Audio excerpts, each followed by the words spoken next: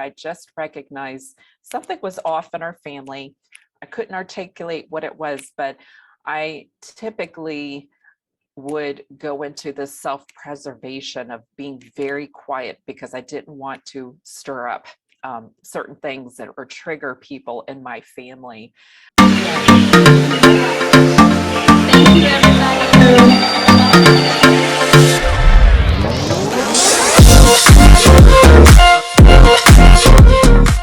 Good morning, everybody. Today in the house, we have Barbara Gustavson. She is an executive trainer and she is a facilitator at Discovery Next Step and Amen University. She's one of my mentors on brain health training, and I welcome her today. Thank you so much for being here, Barbara.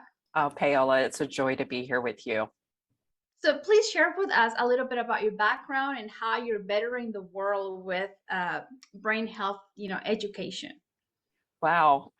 So if you asked me like a long time ago, years ago, even 10 years ago, that I would be doing this, I'd probably look at you like you had a third eye in the middle of your forehead. So it's not something that I went looking after, but having a parent and a sibling with a genetic brain disorder early in childhood, I just recognized something was off in our family.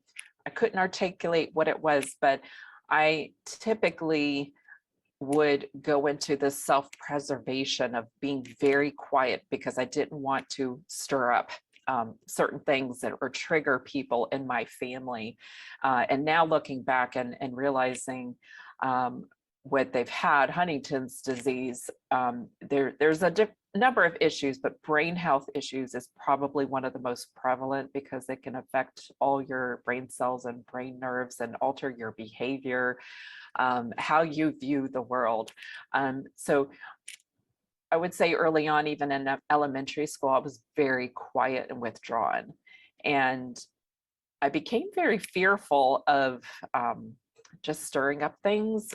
So I hid. I was a good hider and I was a nice little girl, but I never really felt free to be who I was. So I was very good at being a chameleon or wallflower, however you might call it. But in elementary school, there were several situations with teachers that I would get into trouble because I was also a daydreamer. I would look out the window. I was very fidgety. I wasn't like hyper, but internally my mind was hyper. I couldn't sit still. So I got in trouble for that. One teacher, her form of punishment was putting the students in a closet, just completely isolated. That would not go today, but back then that was just something teachers did what they thought was best or had to do. And for me being extra sensitive, that was very traumatic. It was very humiliating. We hear of public humiliation. It was humiliation in front of my classmates. We had a very small class, so everybody knew your dirt, everything in your life. And then there was a few other instances in the classroom that I experienced my own internal trauma due to humiliation. That looks different for everyone, but it caused me to withdraw even more. So in high school, even though I had a couple of friends, I was still one of those loners, fell through the cracks, didn't ruffle feathers, but also didn't say much. And it really wasn't until my kids were older, I realized I want to do more with my life. And probably through the death of my mother in 2008, I began to really look at how do I make my life count more? And I decided to go in. At the time, I was a government contractor. I worked near DC and I loved my career, but I just wasn't thriving in it. And so I decided to choose something different. I ended up going into learning about communication styles, coaching, personal development. And I found that for the first time, I was growing, a different kind of growth, not like the dollar sign, but I just felt more satisfied. And it took me a while to figure out, what I wanted to do, but I ended up opening a part-time coaching practice. And I ended up absolutely loving it. But I also remember when I did presentations and trainings, I was terrified. Like that fear that I felt when I was a child kept coming up. And it was frustrating because if you're ever in the personal, development industry, there's a lot of empowering statements like jump and build your wings, or, jump and the parachute will appear. The parachute didn't appear for me. Like it seemed to intensify my fear, and it was very frustrating. And it also caused me to get really curious why that was. Why was this working for someone else, but it wasn't working for me? So I really began on a different kind of discovery. At the time in the organization that I did my training with, two of my mentors developed life-threatening brain disorders, and they had to step away from being faculty. There was a certain amount of disruption that took place, and I really began to realize mindset's important, but it's not everything if your brain is not working right. And I began to look at my brain. I began to look at how fear played into my brain. And I came across the book, Change Your Brain, Change Your Life by Dr. Daniel Amen. We're familiar with that book. Yeah.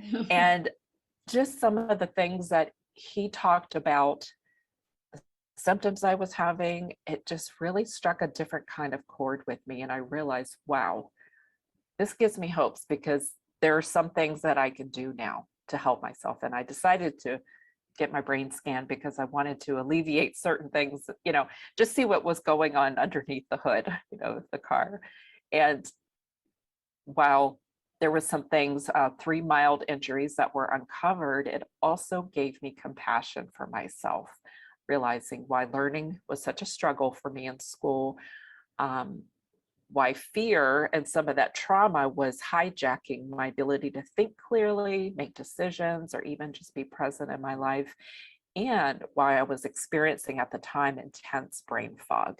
So I just started right away to be very proactive and take little steps to help my brain. And I've been so honored to be able to even have met and to be able to partner with Dr. Amen and also bring some of these simple neuro-based concepts into the workplace to help people with things like productivity, having more synergy with your team, helping that creativity piece, and emotional resilience.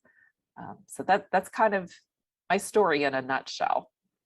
That's all. I mean, that's beautiful how you took action, like you wanted more out of your life, you wanted to grow. I think that's what you were looking for probably, and you went through self-development, and then that took you to brain health education, which it taught you to be even more awesome, and now you're teaching us how to be awesome. Oh, you're amazing. And it's interesting because I used to really compare myself to like my friends and students, and not that I had a bad life. Like I look at my life and I feel like it's been really good. But to your point, I thought that there was more and knew that there was more because I wasn't clear on even what my strengths were. And that bugged me to no end. Because sometimes you can look at people and say, oh, they're really good at this. When I looked at myself, I didn't see that. And so I had to really be willing to go through that discovery process. And sometimes it's a little messy. Yes. And I mean, like you said, we all need to, your life was good. Like we all have the story that we need in order for us to continue to go through, through life, like to push through and grow and learn from our childhood experiences and maybe in our youth experiences that, oh, I wonder why, I acted that way. And, now you find out that you said you had a brain trauma. Is that what you discovered through the Yes, when I was 19, I was in a horseback riding accident and I broke my back. It was near my spinal cord. They were very concerned about that. I was never knocked unconscious.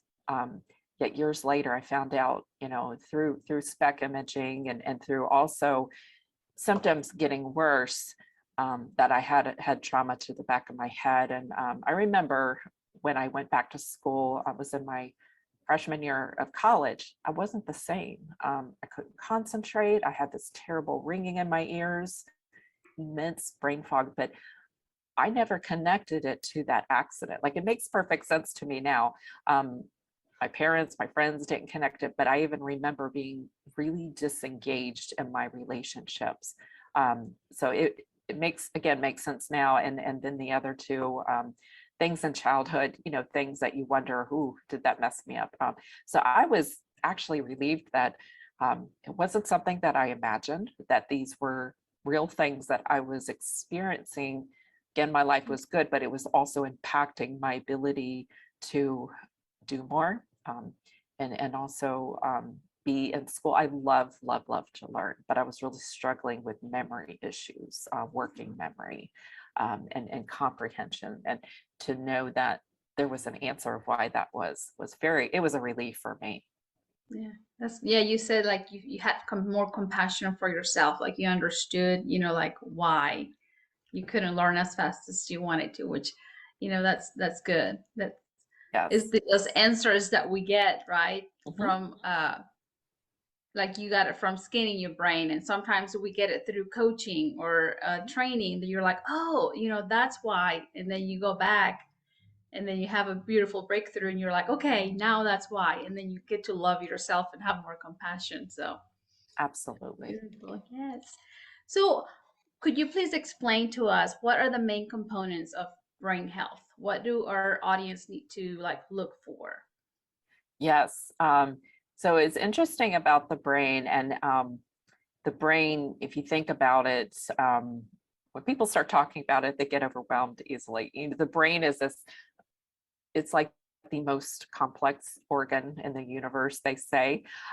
But interestingly, the brain loves simplicity. So when I talk about the brain, I'm learning, even though I could talk about it all day, not talk about it in an exhaustive kind of way, like fire hose people. So often I start with sharing just a little bit about the brain systems and how they might be playing into someone's life. Because we have, one brain, but it's got different systems that are responsible for different things.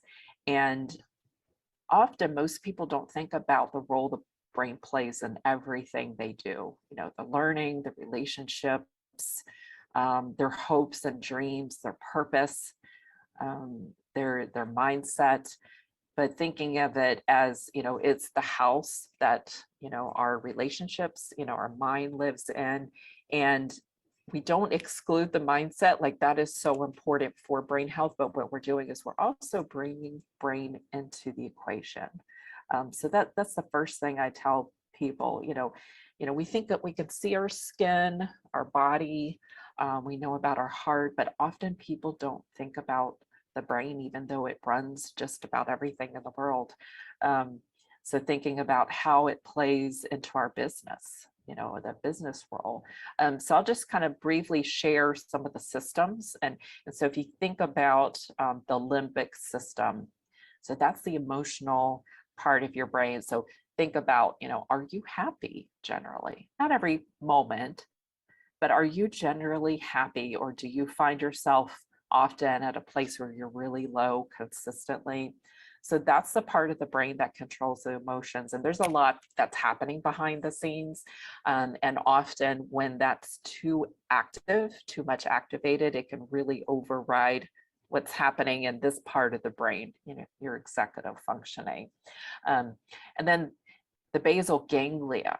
So this is where we tend to be on high alert too much. Like there's a place for some anxiety, some worry, some fear, because that will keep us safe, and that will also keep us from making stupid decisions sometimes. But if it's too much, if we have excessive worry or excessive anxiety, that's where we can start getting into trouble. So that happens in the basal ganglia. And then I mentioned the front part, which is the prefrontal cortex. So think of that as your supervisor, your business partner, your CEO, of you. And when it's working really well, we tend to make better decisions, or we can make decisions more quickly. We tend to be less impulsive. And when there's something going on in that area, whether it's due to a lack of blood flow, not enough activity or too much, or even brain trauma, this is where things can go awry, and it can absolutely affect our behavior. So when you're able to see on the scans, things going on in the prefrontal cortex, you're like, whoa, that's what's happening. Or, maybe that's why I'm being impulsive or all over the place. And that's where ADD tends to show up, which it did in my brain. And so the other is the cingulate gyrus, which is an interesting system in the brain. And think of this as the gear shifter, or your ability to be cognitively flexible, move from thought to thought pretty easily. Sometimes that gets stuck on some people. It's usually when it's lit up or overactive. That's something that I've dealt with for years. And so it's this being more rigid, and it affects your decision making, your ability to get along with peers. Sometimes they tend to hold on to things like grudges, or hold on to things against themselves. And these are examples when things go awry.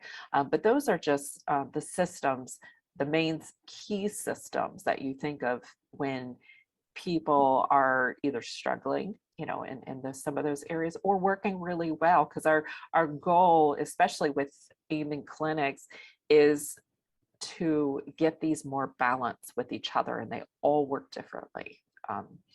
And so looking at, what is an optimal balanced brain for you. And so what we do with AIM Clinic and with students like you is we first of all have them figure out what their brain type is, because that's very important with not only how you treat it, but also with diet, with any tools or strategies that you use. And many people have a combination. Like I have a combination of several. And so I treat it different. I need more dopamine and serotonin, but if I have too much of both of those, life gets either become like a potato, on a couch, or I'm just overly motivated and I'm not slowing down. So for some people, it's more of a fine line. That's good. And we can stay here and talk all day, like you said, about the brain, all month, to talk What about I'm free. about the brain. But let's talk about fear. Because you mentioned that's one of the things that you have to overcame. It was fear. So how can we influence ourselves to deal with fear? Okay, so I'm going to say something that probably isn't very popular, but I'm just going to go at it because often we're sent the message we need to destroy, we need to kick our fear in the butt, annihilate it. And that's one way.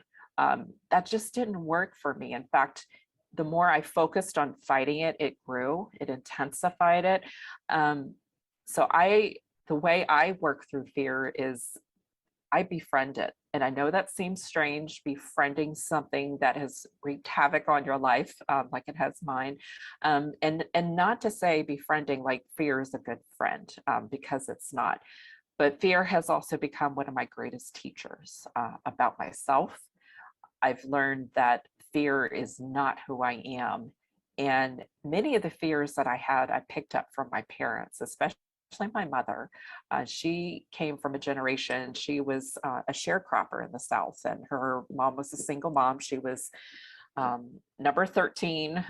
She was the baby of the family. Her father passed on early. So there was a lot of fear instilled in the family in order to survive.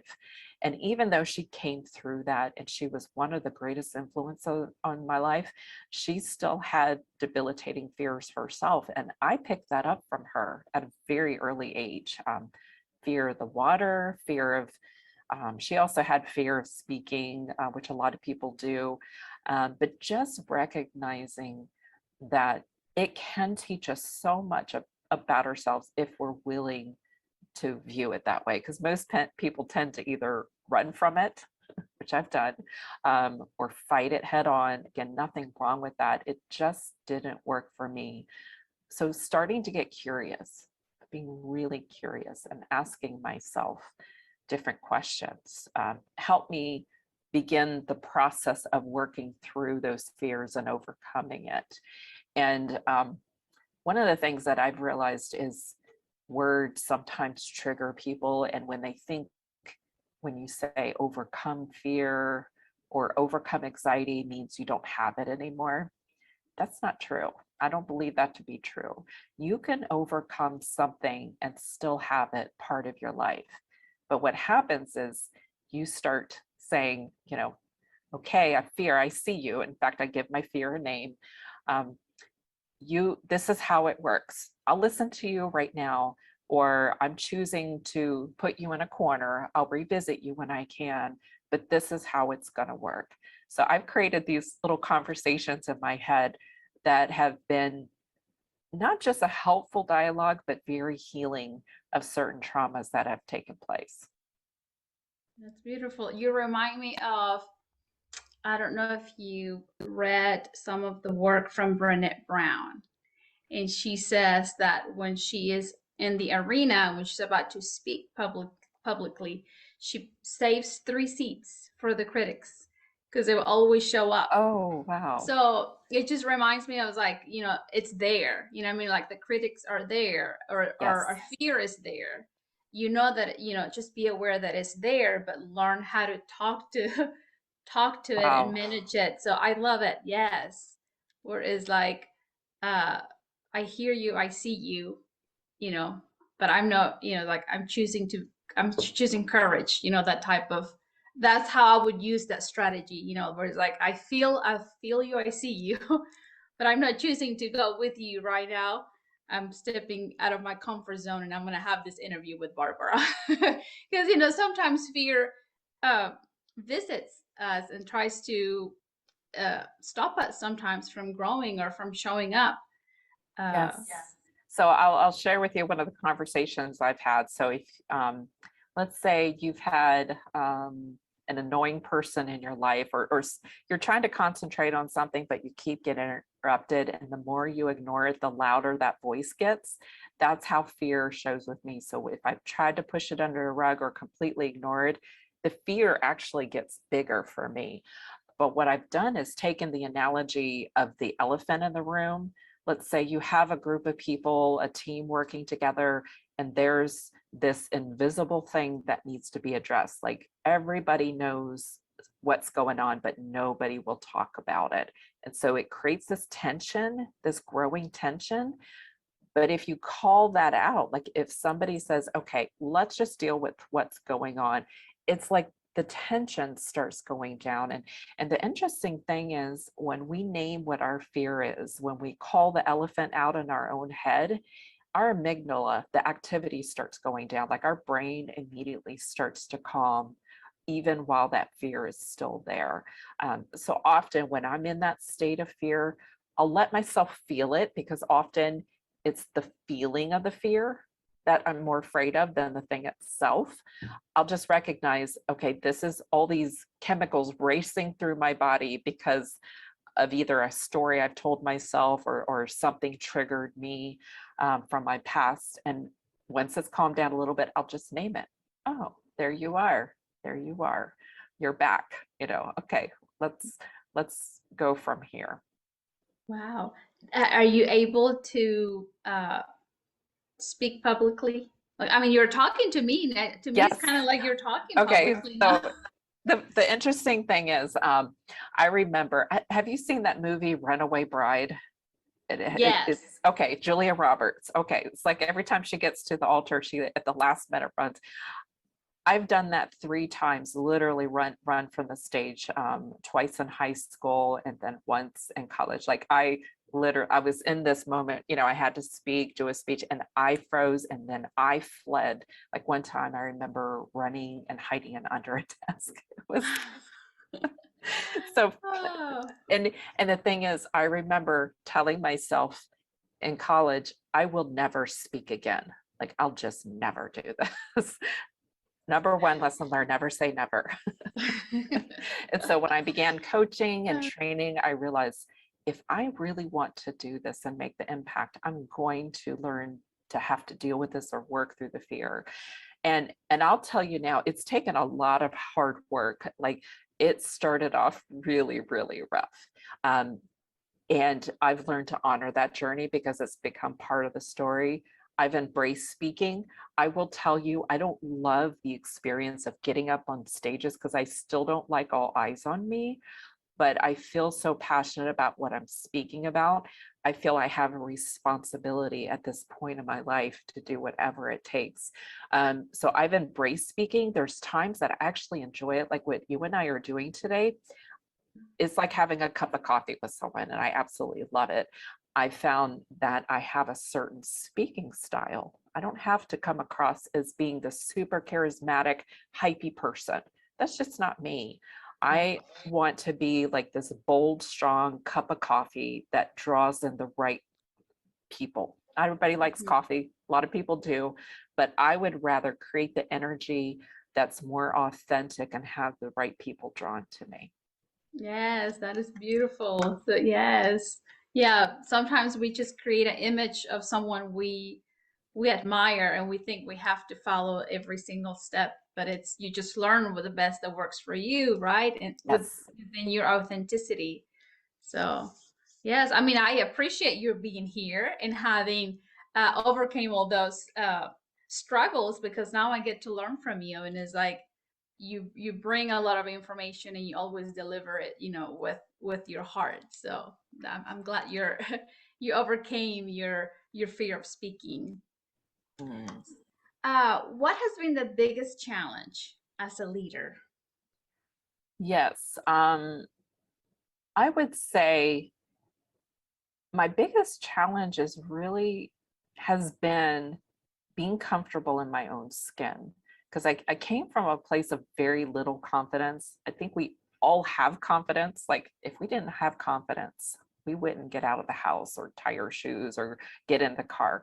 And so I had a certain level of confidence in certain things, but what I didn't have a lot of was confidence in myself or belief in myself.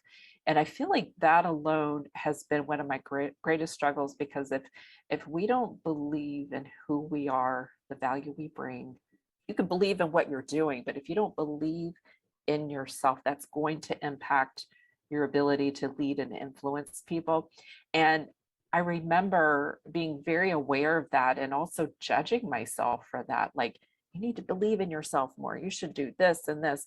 And I realized I was kind of creating these layers of judgment around the belief. And I think it came to a point where I surrendered that. Like, I was okay with not believing in myself 100% or being 100% confident, but where I was enough. Like, as long as I created the intention of being better, even 1% better, here and there, that was enough. Because if we don't honor where we are and who we are, even if we don't like what we see, we're going to carry that in even when we're at our most successful externally, but we're still going to have that insecurity. And our goals and whatever we accomplish is going to be fleeting and not meaningful. And I think I really just wanted to love myself where I was, the good, the bad, the ugly. And that just was, the process that I decided to take. And interestingly enough, when I let go of the need to completely believe in myself and be confident, my confidence went way up. It was almost like as soon as I took the focus off of it, that's when it really blossomed. And I don't know if you read the book Man's Search for Meaning by Viktor Frankl, Yes. but he talks about, and I might be getting my books mixed up because I also like psycho-cybernetics, which he talks about. I think I am, but anyways, whoever wrote the book talked about the more we focus on success, it's like this moving target. It's like harder to get to. And that's the way it was with my confidence. The more I tried to be confident, it was like this moving target. So as soon as I took my focus off of it, it just naturally unfolded. And I'm still living it. Like, I want to have more of that confidence, but I want it to be less walk into a room and own the place. I mean, that's great if it is, but being confident that no matter what happens, no matter what speed bump I hit or, you know, pitfall I might make or face plant, I'm always going to get back up. I'm fully confident in that. So really defining what that meant to me. Wow. Yes. And it's an important key uh, for us to be happy, right? It's like just be Yes. who you are, whatever you go. And sometimes the environment doesn't is not always feasible for us to like be our true selves, but at least just be happy with you and belonging to yourself, even if you have to be quiet. Like there is times where it's like I just bring Dr. Amen, and I put my headphones on or bring uh people to hang out with me. And I might be quiet at that time, but it's like I feel like I belong to myself. So sometimes I Yes. just put those headphones on and hang out with people that I'm learning from.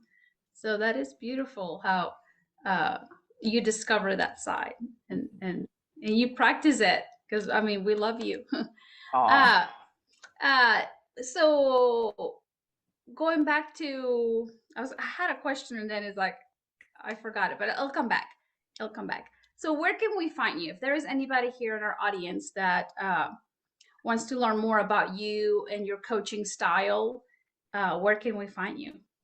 Yeah, so you can visit my website, discovernextstep.com, or people can find me on LinkedIn. I've got a page up there. Okay. And before I let you go, I would love for you to share your core message or your legacy message, or something that we all need today to apply into our lives to create a brighter future. Wow. Um, so when it comes to legacy, what I've found is we can live it now. We can lead our legacy now. We don't have to like figure it out what it is and wait till we're gone and hope that it'll be, I feel that if we live our legacy now, we don't have to worry about it living out. It'll just naturally live on. But for me, the word bold has just been something that's spoken over my life, even from a young age, which I used to think was crazy because I didn't want to be bold. I'd rather hide and stuff. I used to think being bold, and it does mean taking bold, daring steps. We see that external, or you see that bold personality. Even when you look it up in the dictionary, there's other meanings of the word bold. It's thinking different, it's using your imagination. And I realize for me, boldness is more internal. It's about living boldly from the inside out, whatever that looks like for you. And for me, often it's small, stretchy steps. And small steps can be really deceiving. Like most people want to go big or go home. It's great. And I've done that, but that's not where the growth is for me. It's really being willing to take the hard, uncomfortable steps that people don't even see. For some people, being bold is getting out of bed in the morning. They might be in a really tough season. People don't see how difficult that is. For others, it's setting a boundary around someone who has taken control over you, or it's setting a boundary with yourself or owning your strengths. I think it's important we define boldness in whatever season we're in, because it might look differently than 3 years ago. So for me, my leg or my hope is people will define what is bold for you right now, and what are you willing to do to take those small, seemingly insignificant steps that are going to create greater and lasting change in your life. That's beautiful. That is beautiful. And that question came back. I was going to ask you how Oh, your children and your husband have noticed your growth, like from oh, you being more confident and learning to dance with fear. wow. I haven't had that question before. That's really good. My husband is an amazing supporter. Like he has seen me, goodness, He's known me since I was 18, so he really has seen a lot of changes and has Yes. always been an advocate for me. And it's interesting, he saw in me what I didn't see for myself. So he really held that belief for me. Mm. My kids, they're older, 24 and 27, both boys. Um, I look at my boys as my heroes. They both have overcome their own challenges. My oldest son has mild cerebral palsy, and he has just been my hero because he has overcome so much and doing extremely well. He's happily married and just doing amazing. And my youngest son had his own unique challenges, and he is just blossoming. So they have told me they're really proud of me. Like I'm about to begin my master's degree, and they're constantly cheering me on. So I just could talk about them all day too, but I won't. That's beautiful. No, I know we make the biggest impact in our family. So I was like, that's what I asked that question. I'm like, oh wow, like your confidence and you learn to dance with fear. And I'm like, I bet your children got to observe and witness your growth. And that's just priceless. That's priceless. Well, thank you so much. I hope you guys found a word, phrase, an aha moment to inspire you to practice your life, more confidence, to practice to dance with fear, maybe to be more curious about your brain health. And I appreciate you all. Thank you so much. Barbara, high five. This has been fun. Thank you so much. Blessings to you all.